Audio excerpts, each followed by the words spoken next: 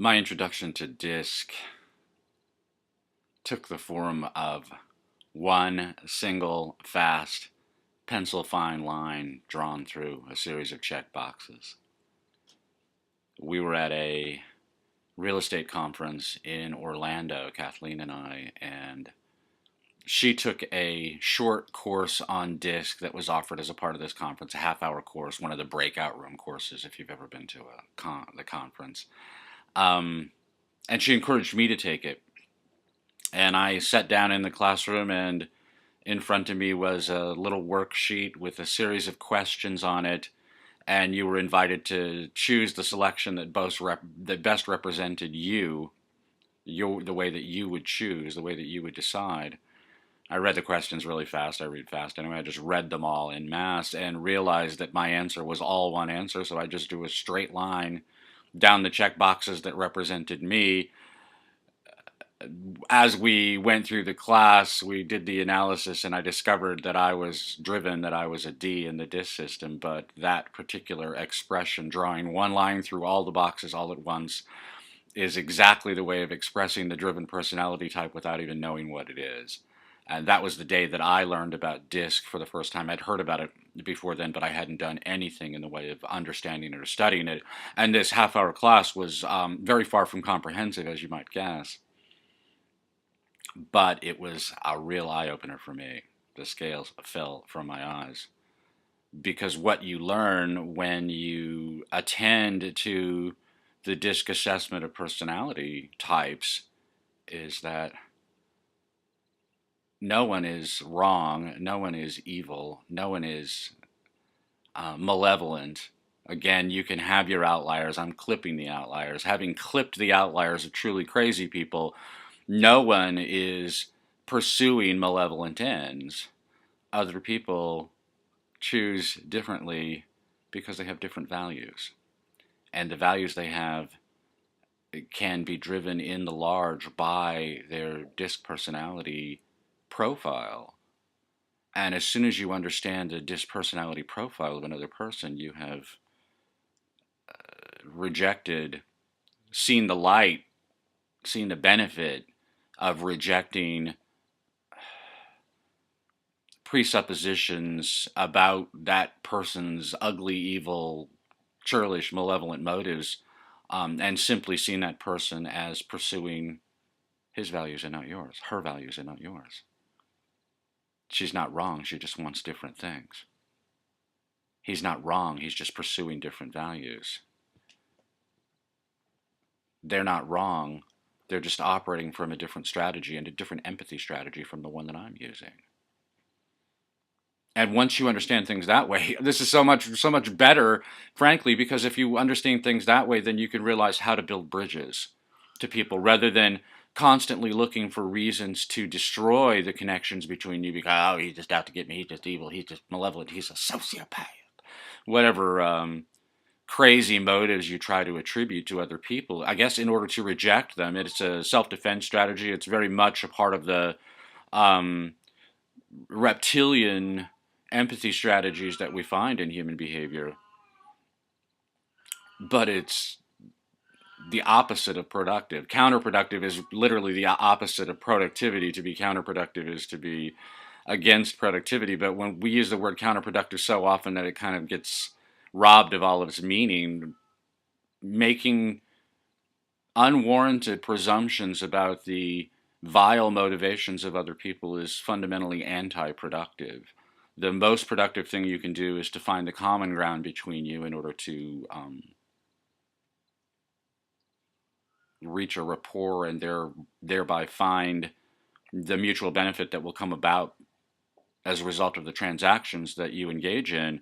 But if instead of trying to build those connections, build those bridges, build that rapport, make those mutually beneficial transactions, if instead of that you look for reasons to reject and dismiss people, there's no possible way that you can get to any sort of mutual benefit. Even if you anticipate by some means seizing the benefits you seek from that other person, you will not engage in recurring, reciprocal, mutually beneficial, mutually desired transactions. You can successfully steal the other kid's lunch money day after day after day, but he will never welcome that transaction. He will never delight at the sight of you. He will never suggest other transactions that you might engage in. And of course, there's always the risk that sooner or later he will have enough and he will stick a knife in your sternum and, with luck, dispatch you to a world you're better suited to. But that disc experience for me was amazingly eye-opening. It changed the way that I look at other people completely. As you can see, I talk about it so much, and I've elaborated on the theory quite a bit more than the original progenitors or subsequent developers of the disc idea. I've taken it far beyond that by connecting it back to the very primordial empathy strategies that all human beings use in making their choices. Used thoughtlessly in the overwhelming majority of cases in the form of habits of mind, habituated behavior, but even when they're deliberating thoughtfully, that disc personality profile will have a very strong influence on the choices the person makes. And therefore, being aware of the other person's disc personality profile, number one, it will tell you how to manage your own displays in order to reach the maximum mutual benefit, but it will also tell you what it is, the nature of any disagreement or conflict, any problems that arise in your getting to that mutual benefit. You'll be able to see them and understand them ultimately in a flash. That as you get better at this, you'll do it very, very quickly. You won't even have to work to fix broken transactions because you'll be building fixed transactions. You'll be building perfectly working social machines from the very beginning, or as close as you can possibly get. Obviously, there is no guarantee that this will always work. But if you approach other people with a disc sensitivity, if you're aware of your own disc profile and how it drives you and how it can lead you into error, that's certainly an advantage because it'll make you more effective, more productive, more lovable ultimately. But understanding the other people and their other people in the transactions you're involved in and their disc profiles will enable you to tailor your presentation to their expectations, and the two of you working together will be able to arrive at an ultimately satisfactory solution simply because you're aware of the differences that make you unique and perfect, and you're respectful of them. That you respect that other people have the right to be different from you, that they are different from you, they're going to be different from you. This is a matter of existential reality. To rebel against this is insane because other people are unique and perfect the way they are, and you can't control them from the outside no matter what you do. And simply acknowledging that fact will go a long way to improving your social relationships, not just with the people that you know and love, but with everyone that you're involved with, to recognize that other people are going to manage their own affairs, regardless of how much better you think you could do it for them. Respecting that, admiring that, celebrating that, rejoicing in it, because it's what makes you you. What makes them unique and perfect is what makes you unique and perfect. This is it's insane to rebel against this, but to respond accordingly, to the facts of reality is the way that you achieve the most and the best of your values, and therefore it makes perfect sense to me to recognize that these patterns of behavior do exist and to modify your own value pursuing strategies to take account of that fact and to, again, to celebrate it, to rejoice in it, because it makes things better. That if we were normal mammals, if we lacked the thinking brain, if we lacked the ability to ratiocinate, to reason in proportion about verified facts, if we didn't have that ability, we would be sociable in much the same way that all other mammals are sociable. In other words, we would be very loving and loving, mutually rewarding, affectionate displays within our family, our clan, our kin group, however that particular species of mammals organizes itself into a pack, a social group. Within that social group, we would be very mutually and loving all the time, and outside of it, we would tend to mimic the survival strategy of reptiles. We would be very wary, very cautious, very ambitious in terms of taking on new experiences, trying new challenges, especially engaging with strangers, whether they're strangers as people or other organisms. One of the things that's fun to watch among young mammals, newly born mammals, is that they don't have that kind of reptilian aversion to other mammals. So you will see puppies and kittens playing together. I saw a video of a baby pig playing with a bunch of puppies, and to the puppies the baby pig was just another puppy, and to the baby pig the puppies were just more baby pigs. They didn't make the distinction. They didn't have any fear of each other. Fear is born of experience, and this is one of the things I can't cover everything I have to talk about today, so I'll have to do this another day, and I really kind of want to work on it anyway. But I realized yesterday, we're dealing with the Church of Splendor, where the epiphanies come hot and fast, and if anybody follows up on them, that person is probably not me. If you're watching the Church of Splendor week by week and thinking, wow, there's a PhD thesis, wow, there's a PhD thesis, wow, there's something else I could study, wow, there's a research project I could undertake, feel free. I'm not going to do any of this. I'm not at all strong in the cautious quadrant of the disc profile. We'll get to that. But I'm never going to do anything that requires scratching down tabulations on a clipboard. So if you want to do that about anything that I say, feel free. But this is an epiphany that came to me yesterday. I have been juggling with the idea that disc is inborn, disc is environmental as a result of social contact.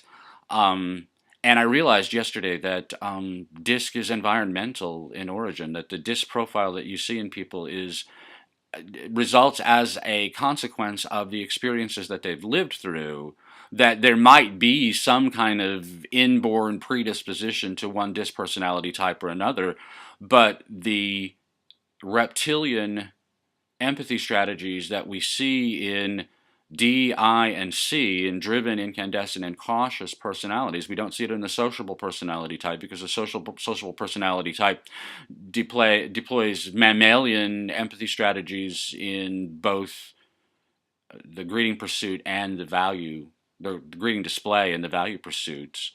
Sociables are always sociable. They're always affectionate. But the other disc types deploy reptilian empathy strategies in one way or another. Drivens display affection in pursuit of material safety in the form of production.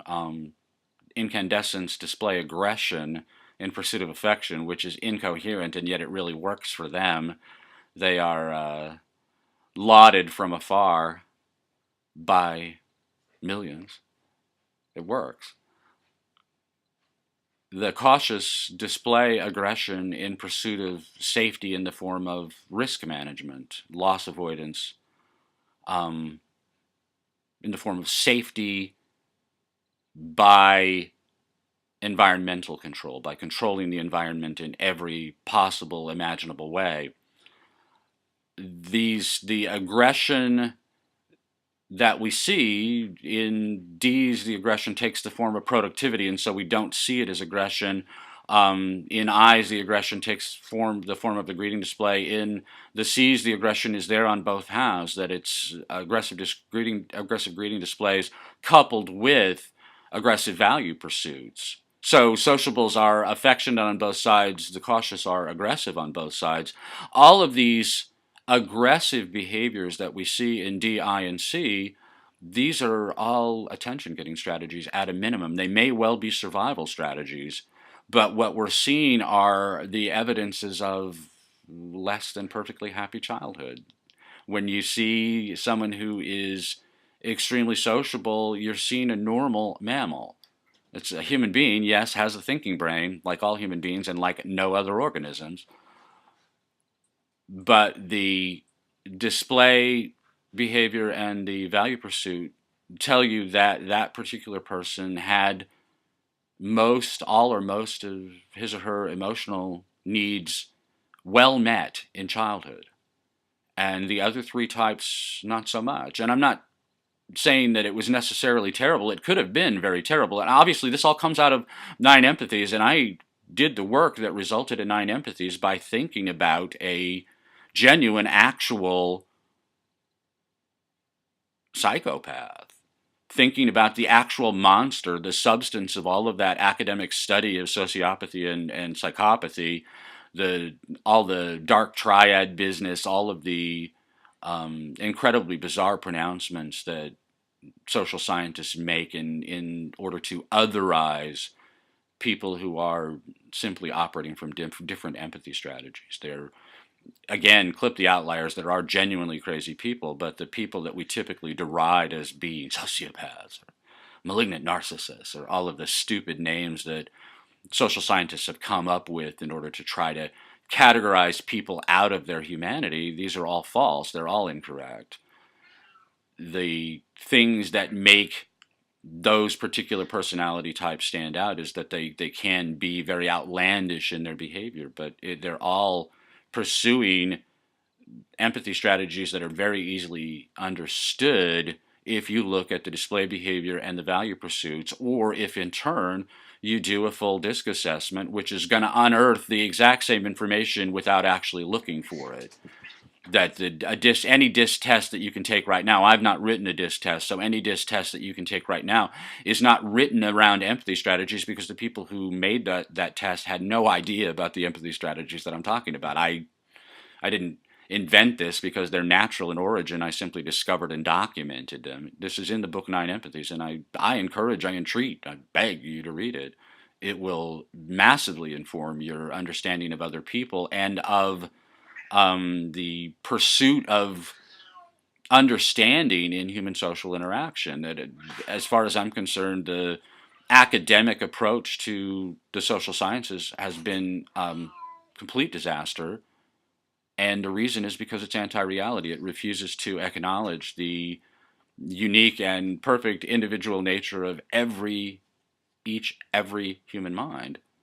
Um, it wants to dehumanize people as a way of dealing with them, and this is a mistake. This is a great, big, huge error, much as it is a ridiculously stupid error to assume that because someone chooses differently than you, that they have some kind of malevolent intent, that they're out to frustrate or sabotage you, that they're trying to make sure that you never achieve whatever it is that you want to achieve, that your happiness is unattainable to you. These are absurd. This is insane. This is silly to make these presumptions, and yet we do them all the time.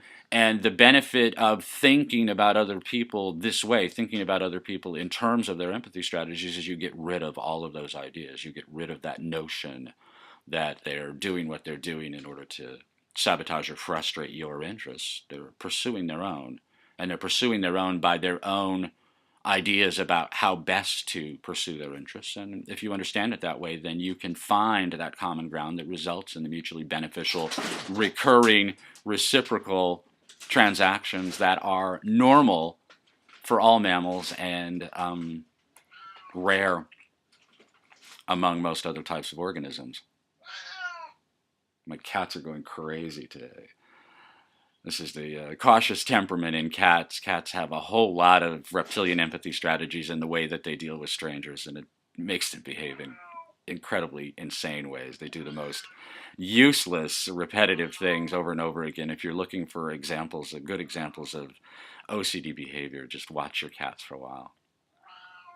I wrote a long time ago a phrase that I love. It comes back to me again and again and again. You most become a couple by coupling. You must become a couple by coupling. And that's pretty. It's pretty because it's definition swapping the word couple. So first we say a pair bonded pair of human beings. You must become a pair bonded couple by engaging in coitus, by having sex, by making love with each other. You must become a couple by making love with each other, which I think is true, but I love the word become in that sentence also, because we're definition swapping that too. You come to be closer as a couple by making love with each other, but you're most becoming to the idea of being a couple, the idea of a couple. You are most becoming to that idea by making love. But my definition of making love is much broader than yours, I would think, because I'm not strictly talking about coitus, about naked bodily friction. I think that everything that couples do together as a couple, that both are aware of their couplitude and they're both expressing it, this is making love. And that ideally in your marriage, you should be making love all the time. You should always be coupling, sometimes with naked bodily part friction, but all the time with affectionate displays and affectionate responses and affectionate value pursuits. You should always be pursuing affection with your best beloved, and when you're doing that, you are making love. I am tempted to eradicate the word marriage from my vocabulary because marriage means something specific to each individual person, and the specific thing it means is different for each one of them. And so I say the word marriage, and you hear something that was done by a priest or a judge. I don't mean that at all. When I say that a couple is married, it simply mean that neither one of them is shopping. They have both decided this is the one. I'm not shopping anymore. When both of them have reached that conclusion, have made that determination, those people are coupled as far as I'm concerned. Are they legally married? Well, that depends on the priest or the judge. That depends on the license from the state. It doesn't matter to me, because if they're not shopping, they are coupled in the way that I mean. And I would rather talk about people being coupled rather than get bogged down in details about religion or documentation. So I'm tempted to stop talking about people being married and strictly talk about them as being coupled, or coupled is maybe a better word, simply because then I don't conflate it with all the different meanings that people attach to the word couple or coupled. But that coupled state, that mutually loving state, that state where filial affection has turned into romantic love and is in the process of turning into a romantic storgic love, an erotic storgic love. Storgic love is the enduring love of families. It's the love that endures despite the slings and arrows of outrageous fortune. That filial love is easy to break. Romantic love is famously easy to break. Storgic love is essentially unbreakable. It is built to endure. And this is something that you can only build over time. You find someone you're attracted to, you become more attracted. As you become more attracted, you become romantically enthralled with each other. You become erotically coupled. You make love in the wet bodily friction way. But it is those shared experiences over time that result in the storgic love that creates that enduring love of families. The enduring love you have for the idea of your us, the us of you, that takes time to emerge. If it emerges instantly, it will evaporate instantly. It takes time to emerge. It takes time to mature, and it matures as a result of your experiences together. When you are newly coupled, you are alone together all the time. No matter where you are, no matter who you're involved with, you can be in a stadium watching a concert and you're all alone together. You can be out with another couple and you're all alone together. You can be at a party. You can be having dinner at her parents' house. You can be meeting his kid brother and sister. You can be doing all kinds of things around and among other people, and yet you are alone together, because this is the thrall of romantic love. The initial thrall of romantic love is that you really can't see anything else other than your best beloved. This is encoupling in process. This is the process of encoupling taking place and growing over time. And it's growing over time in the form of the shared experiences that you've had forever. And if you want your marriage to be happy forever, all you have to do is continue that. The behaviors that you engaged in when you first got together, if you continue to behave toward each other that way without cessation, without stopping, your marriage will be as happy as your courtship for 50 years, for 75 years if you live that long. It will be as happy as the first 75 days you were together, because you didn't do anything different. You continued to do what you had been doing all along. And this is a real good reason for de-emphasizing the idea of marriage as an event that is presided over by a priest or a judge in the presence of a silly document issued by a pretend potentate called the state. I love the idea of the ceremony, and I love the idea of making it sacred, making it momentous. I love that idea, but I don't love the idea of the bright line change that people view that has happened. that before we were married, we were strongly uncoupled and we were really always alone together no matter where we were, that even if we're engaging socially with other people, nevertheless, we can't take our eyes off each other. We're always aware of where the other one is. Um, your partner, your spouse is always on your mind when you're uncoupled that way. And before the judge says, I now pronounce you, and immediately afterward, or soon thereafter, people's behavior change. I talked about this in Father's Day, that the man's behavior becomes substantially more passive and unresponsive. He drops his leadership role. This is a runaway minivan, and this is the most likely cause of marital breakage. That if you're looking for an initial cause for divorce, that is the first place that I would look. One or the other partner change their coupling strategy, and typically it is the man who changes that strategy. Not to say that the woman can't or doesn't or isn't doing the same thing at the same time, but the relationship until then had been led by him, and if it's no longer being led as well, the place to look is the leader who's no longer leading with the same coupling strategy that he had before the judge said, "I'm now pronounce you." So, yes to the ceremony, I'm all in favor of it, but no to the bright line distinction that if the ceremony is going to happen, it should just be a part of that uncoupling strategy that you've been following all along, and don't make any change in that strategy. Continue to pursue it regardless of what the priest or the judge said. I found a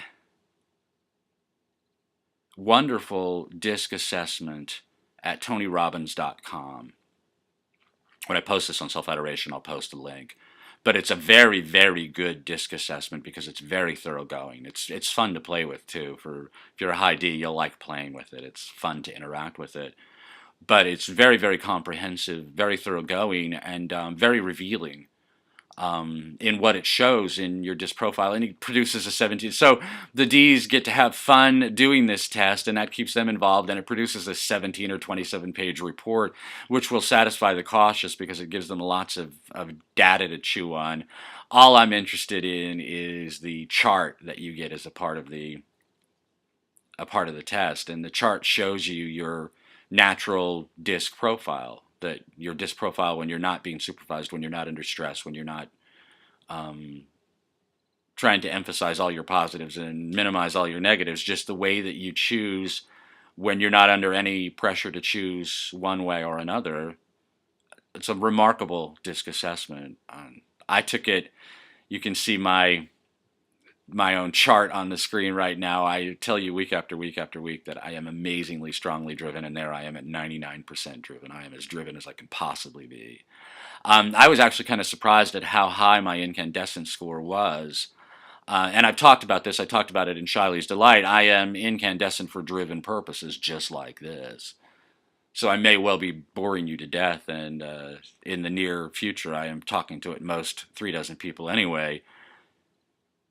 But I am eager to be interesting as I can be in talking about arcane things, and you can see that right there in my disc assessment. You will note that I am less than 50% adequate at sociability, and this is it's surprising to me that my sociable score was that high. And I think it probably is that high because I've been working so hard to get our in-coupling relationship perfect, and it's made me more sociable in consequence. I've been trying very hard to be more sociable anyway, not just with my wife, but with everyone. But my sociable score is still pathetic, but it is nothing compared to my score in the cautious temperament. I am massively incautious, as you can see, and not really interested in gaining strength on that side. If I wanted to, as a matter of reparative therapy, all I have to do is take the idea of cautiousness and figure out some way to express it in a way that turns into a task that I have to undertake and that I can take pride in having accomplished, and then brag about it. So I'm weak on C. I want to get stronger on C. I come up with some kind of C praxis that I can express with my very strongly driven motivation, and then be publicly proud about it with my relatively strong incandescent motivation, sharing it in an outbound only way because I'm driven and I tend to be outbound in my greeting strategies, in my signaling displays, but sharing it with the world. And in that way, I will get stronger over time at the cautious virtues, at the conscientious virtues, at the virtues that we associate with accountability. I will get stronger at those simply by deploying the strengths I already have to gain strength on the weak side. And I've talked about this forever. Uh, 30 years I've been talking about this, that strongly analytical people do not need to get stronger in their analytical ability. They need to get stronger in their practical ability. And people who are very, very good with their hands don't need to get better with their hands. They need to get better with abstract concepts. And this is one of the jobs of a parent, is identifying the strengths and weaknesses in your child and helping your child gain strength on the weak side. But you can do this with your disc profile also, and it's easy, simply by looking at a chart like this and identifying your strengths and weaknesses and then saying, how can I use my strengths to overcome my weaknesses? The next image that you're seeing is my wife, Kathleen, and I think it's really interesting to think about me as being 99% D, because there she is as 99% S. In Shiley's Delight, I talk about how to engineer a happy marriage by taking account of your disc profile, yours and your spouse's, and the two of you working together to gain strength on that DS axis. That what makes a marriage work, what makes a family work, is a driven, sociable man, husband, father, and a sociable, driven woman, wife, mother. And if you organize your marriage, your coupling that way, this is your greatest chance of achieving happiness and your greatest chance of being uncoupled, happily uncoupled for life. Because this is what makes a marriage work. This is what makes all human social arrangements work, is driven sociability. That we have a valid and valid objective that we are seeking to achieve by means of expressions of affection, of love. That we're looking to produce wealth in order to have a happier love life, home life together. And we're looking to produce love as a couple and as a family in order to enjoy the fruits of our labors. And it's the two together that make for a happy life. To be, if you want your life to be happier, take a look at your disc profile and figure out how to get stronger on that driven sociable axis in both directions, to become more driven, but also to become more sociable. This will make your life happy and happier. Any life will become happier just by doing that, by gaining strength on the driven sociable axis. And if that means, if you're somebody like me, where you're very strongly driven and not so strongly sociable, you need to turn sociability into a driven praxis, something that you can say, okay, now I did it and I can be proud of myself for doing it. And now I'm doing it again and I can be proud of myself for doing it. And you will gain strength in sociability just by making it a driven value pursuit. Kathleen can gain strength as a driven by making it a way of improving and strengthening, making her relationships more unbreakable. It becomes a matter of sociable pride for her to become more driven or to become more cautious, whatever it is that she wants more in her value pursuits, in her empathy strategies, in her habituated behavior. She can change her habits by taking the habits that she's already good at and figuring out a way to express the ones she's not good at by those means. Just gain strength on your weak side by deploying your strength on your weaknesses. But what's interesting about those charts, mine driven, hers sociable, is that the two of us together form a really pretty kite. I can't overlay the two together on this screen, alas. I don't have image editor that will let me do that. But if you can imagine the one laid over the other, what you've got is a kite or a stylized modernistic airplane. You've got two wings that fly beautifully and perfectly together whereas each one of us would tend to fly around in circles if we were flapping our one wing all alone. Those two wings of our social arrangement are what make our encoupling work so well for us, and work so well when we're out in the world as a couple. We are a very happy couple. I think we're exemplary in our happiness. It wasn't easy to get here. It was a lot of work on my part. All she had to do was be perfect, which she's good at. I had to perfect my behavior, and I'm exceedingly bad at it, but it's worked out over time.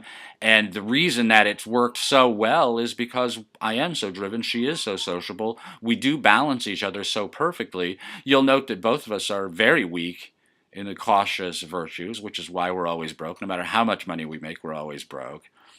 We could stand to get better as cautious personalities, and I predict that neither one of us will, because we both find it incredibly boring. That's the problem, is that it's boring for both drivens and sociables to get involved in cautious value pursuits. But that balance is so amazing. The other thing to look at is the way that the two of us together tend to fill up that inside box. That inside box represents the 50% for 50th percentile. And so I'm very weak on cautious virtues. She's weak on cautious virtues. We kind of leave that particular corner of the inside box uncovered, but the rest of the box we cover beautifully. And what that means is that while I might be weak at some things and she might be weak at other things, we tend to complement each other in our strengths and weaknesses, with the result that together we are both relatively good at everything. And then each one of us is spectacularly good at some things, and I'm spectacularly good at getting things done. She's spectacularly good at keeping relationships together. And those two things together, again, the DS axis, make for a really wonderful, relatively well-balanced marriage. I have another couple that I want you to look at. These are disc profiles that people shared with me, so I'm not going to reveal any personal details because it's a matter of confidence, but I love the way that these two align. So the first chart we're looking at is him, and he's strongly extroverted, strongly incandescent, not hugely incandescent, but more incandescent than anything. It's kind of a balanced profile, strong incandescent, strong driven, very good sociable, not so strong on the cautious, but not terribly weak either. This is a very well-balanced life in pursuit of incandescent values. And the way to think about that high score is that's the one that's going to matter most, and that all of the other three are probably working in service of that one master value, in this case incandescence, but largely extroverted, a lot of strength on that people side of the disc profile. This is a very interesting disc profile. And now we'll look at hers. This is the woman in the couple, and it is almost perfectly opposite. Opposite left to right and top to bottom, that she's more introverted. She's very strong on people stuff also, but she's also much, much more cautious. She's massively sociable, which I think is really, truly admirable. And she's very strongly cautious, which is really interesting. The cautious temperament there may reflect the kind of conscientious accountability that we associate with cautious personality types, but it may also, or may simply represent conscientiousness about social relationships, that maintenance of social relationships and getting her part of the performance as perfect as possible, as close to perfect as possible, may be what we're seeing there in the C part of the quadrant, is not so much the accountability that we associate with accountants or with software engineers, scientists, that sort of cautious temperament, but instead a cautious temperament that is hugely devoted to sustaining and maintaining social relationships, her storgic relationships at their optimal level. What a wonderful combination, the two of them together. I mean, again, if you can imagine them overlaid, you're seeing an enormously strong us, that we have strong, well-balanced him, strong, well-balanced her, but she's stronger where he's weak, he's stronger where she's weak, and you put the two of them together, they cover that inside box perfectly. They are good at everything, and yet each one is uniquely good at particular things that the other is not so good at, and so the two of them together become a powerhouse. This is a truly phenomenal human social organization in the form of two people, because they're mutually committed to each other and because they're mutually complementary in their strengths and weaknesses. They become a powerhouse. They become a really strong, strong couple. I love these people. The fact that they shared this with me is evidence of why they're so lovable, but I love them anyway. I love them both, and I love the two of them together.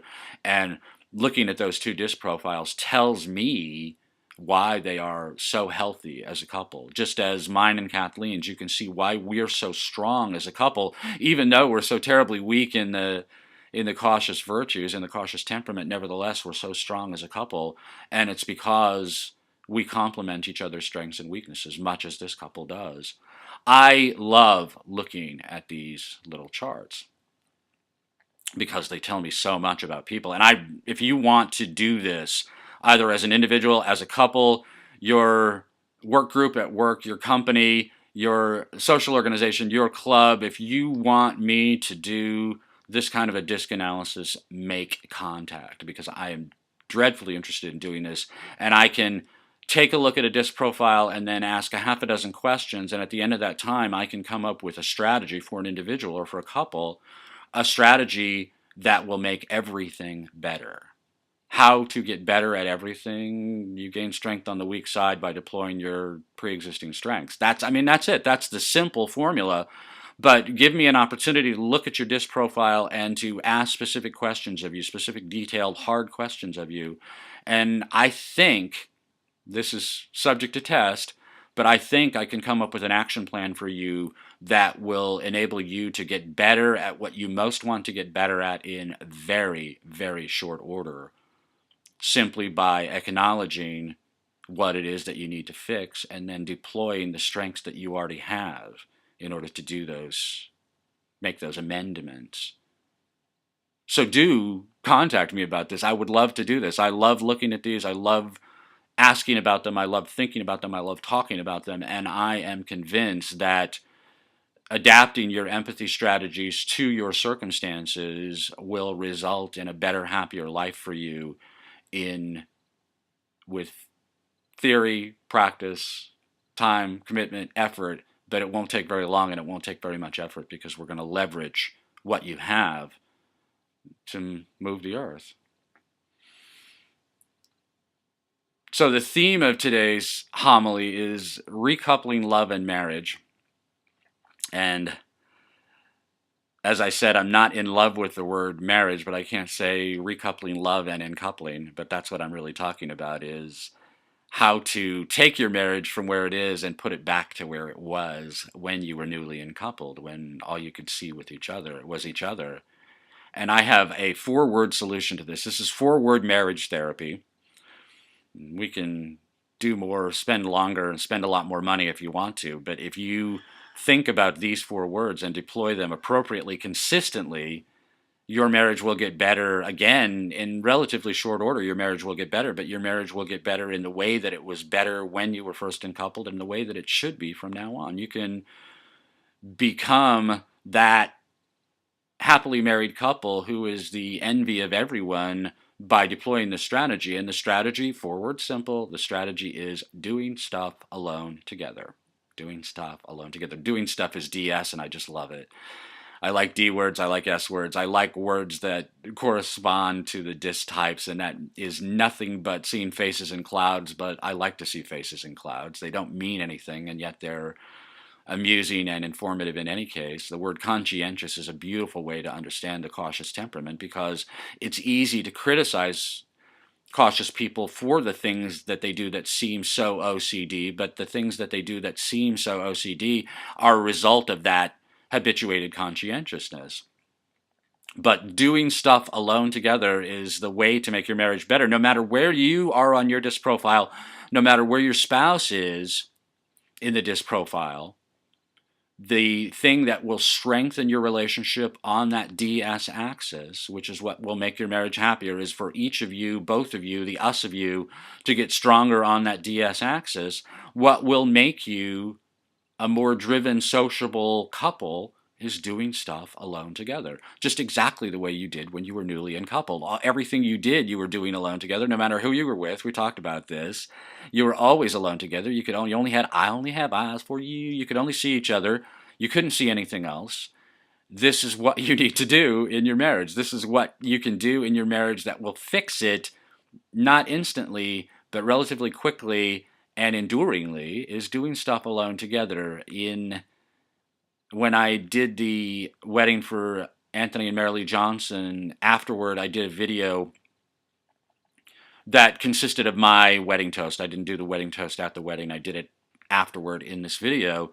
But my wedding toast was start every day married. Start the day married every day.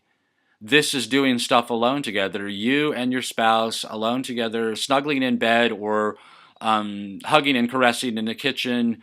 It doesn't really matter where or what or how the content doesn't matter. What matters is the event. And what you're doing is you're starting every day as a married couple and acknowledging the usness of you when it's just you two. And if you happen to make love, so much the better. But you don't have to make love with wet bodily friction. You just have to make love with each other. Acknowledge the love that you share together, the love that you have for each other. Acknowledge the usness of your couple. Remind yourself that it's us against the world, we two against the world, including against our own parents, against our own children if necessary. It's us against the world. You remind yourself of that every morning. That's doing stuff alone together.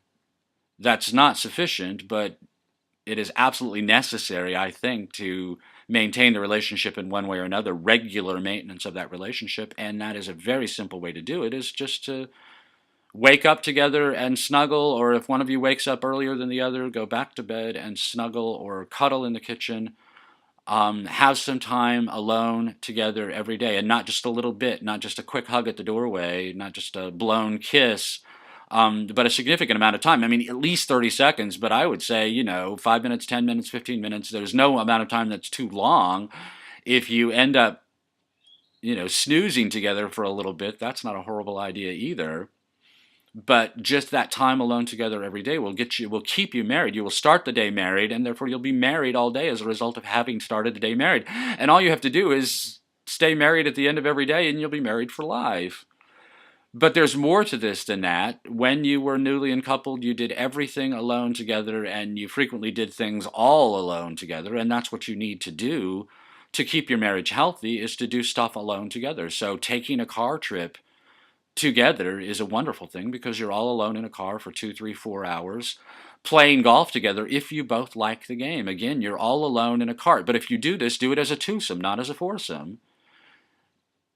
And don't do it if one of you really doesn't like the game of golf. One of the things that makes women seem crazy to me, beware of all enterprises that require new clothes. When a woman becomes involved with a new man, suddenly she will change her wardrobe. I knew this wonderful, high C, very cautious, mousy Christian lady who fell in love with a motorcycle riding carpenter and acquired a set of motorcycle leathers. Women like to shop, and they like to shop for clothes, and they looked really good on her. The leathers looked really good on her. They were completely alien to her personality there too. And I hope that, I don't know what happened to them. I lost touch with them, so I don't know if they're still together. I hope they are. But beware of all enterprises that require new clothes. Don't do things alone together that one of you doesn't really like to do. That's silly. You will resent it. The one who doesn't like to do it will resent it. The one who does will feel that the other is sabotaging the experience, blah, blah, blah. This is silly. No, do things that you like to do together. You do them alone together. And like I said, a car trip is simple. A home improvement project or yard work, gardening, shopping together if you both like to shop, shopping for things that you both want to shop for, or simply running errands together. It can be the most pedestrian of activities, but it is a shared value pursuit that you do together alone as a couple. And that shared value pursuit, that shared pursuit of values, that shared experience of adversity, that shared triumph over the adversity, all of that will make you more strongly encoupled. You most become a couple by coupling, but you become a couple when you are coupled, when you are alone together as a couple, when you are expressing your usness together to each other and to the world. This is how you do it. We're so enthralled by our ability to consider things in the abstract that we endeavor to exclude everything else that goes into being a biological entity. You are a biological entity who can think about it. No other biological entity can think about being a biological entity, and yet all of us, as living biological entities, are driven by the same things. We're just aware of it and we can talk about it. The things that create pair bonds among other mammals are exactly the same things that create pair bonds among us. Spending time together, cuddling together, stroking each other, looking into each other's eyes. This is how we fall in love. The words we use to describe it seem to encapsulate the event, but they don't. They're parallel tracks, but without the mammalian expressions of love and loving, there is no couple, no matter what you say. The words that you say are redundant unless they're meaningless. And your actions are everything, and it is that shared experience of those mutually voluntary, self-initiated actions. It's her seeing him as the guy who's always going to come through for her. It's him seeing her as the woman who is always going to be sexually enthralling to him. It's the two of them seeing each other as having each other's back. That I'm looking this way and I can see 180 degrees, maybe a little bit more, maybe as much as 220 degrees, but I can't see behind me. And you're standing back to back with me. My wife is standing back to back with me, taking in that field of vision that I can't see on my own. I'm protecting her, she's protecting me. We're living together for the us of us. Our us is manifestly important to us. It's us against the world. And it's us against the world because we each have each other's back. We're each looking out for the other all the time. And you can say that as much as you want, but if you don't follow through with the behavior, it doesn't mean anything. But on the other hand, if you do follow through with the behavior, and if your spouse is wise enough to see the expressions you're making in that behavior, and this is how love grows.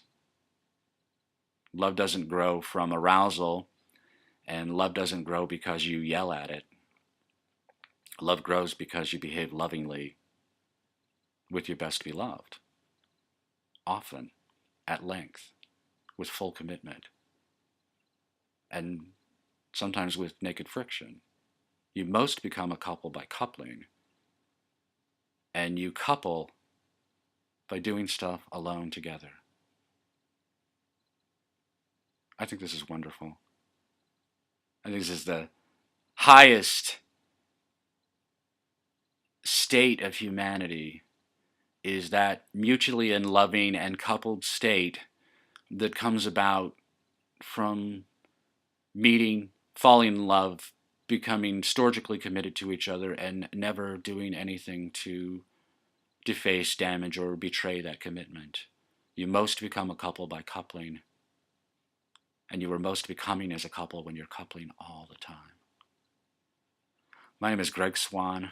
This is the Church of Splendor. I am full of splendor today, particularly. I hope you are too. And I look forward to talking to you next week. Bless you. Thank you. Bye-bye.